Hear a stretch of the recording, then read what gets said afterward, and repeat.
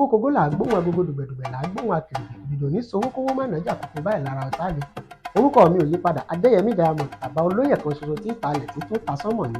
Ọ̀rọ̀ tí mo mú wá lónìí, ìtàn kékeré kan ni mo fẹ́ sọ fún yín. Ẹ tẹ́tí bẹ̀lẹ̀jẹ́ kẹ́ ẹ gbóhùn lẹ́nu mi. Yorùbá máa sọ̀rọ̀ kan, wọn á ní ikú tó pa aládìyẹ tó yẹ kó tún pe léwúrẹ́. Kí ló bí ọ̀rọ̀ yìí wá? Níbo ló ti ṣẹ̀ wá? Ẹ máa bá mi ká lọ. Ní àkókò kan, arákùnrin kan wà tó ń sin adìrẹ, ó sì ní ìyàwó kan tó lẹ́wà púpọ̀. Arákùnrin yìí fẹ́ràn ìyàwó rẹ̀ tó bẹ́ẹ̀ gẹ́, ṣùgbọ́n ìyàwó aládìrẹ yìí a máa yànlè lọ́dọ̀ eléwúrẹ́.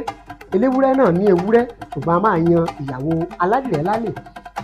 Ìfẹ́ wọn wá ti di pé ó ti dàgbà púpọ̀ débi pé eléwúrẹ́ àti ìyàwó aládìrẹ wá jọ jókòó pé wo ọ̀dọ̀ rẹ ni mo fẹ́ máa gbé o, ṣùgbọ́n tá a bá mú ọkùnrin yìí kúrò lọ́nà àníráyè ṣe tiwa.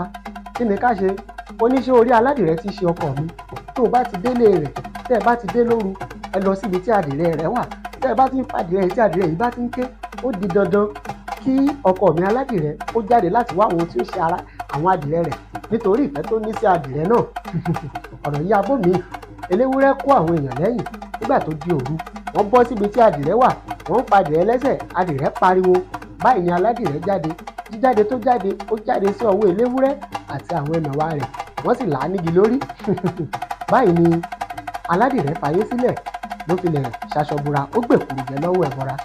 Báyìí ni eléwúrẹ́ mú ìyàwó aládìrẹ ló bá sọ daya lẹ́ẹ̀dẹ̀ rẹ̀. Ìgbà tó tún yá, ìyàwó aládìrẹ tí eléwúrẹ́ gbà, ó tún bẹ̀rẹ̀ sí ní yan àlè pẹ̀lú ẹlòmíì níta, ìyún a máa ṣiṣẹ́ ọdẹ.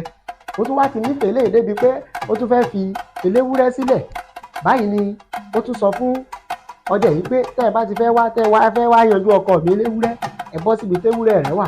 Tẹ́ ẹ bá ti fa ewúrẹ́ tàbí tẹ́ ẹ ṣáà ní kẹ́sẹ́, ewúrẹ́ yìí ké, ọkọ mi ó jáde kí ẹ lè lù ní pọ́npọ́n lórí kóun náà fàyè lẹ̀ kí n máa báwọ̀ ọdẹ lọ. Ìjẹ́kú tó pa aládìẹ ṣó yẹ kó pè léwúrẹ́ bí?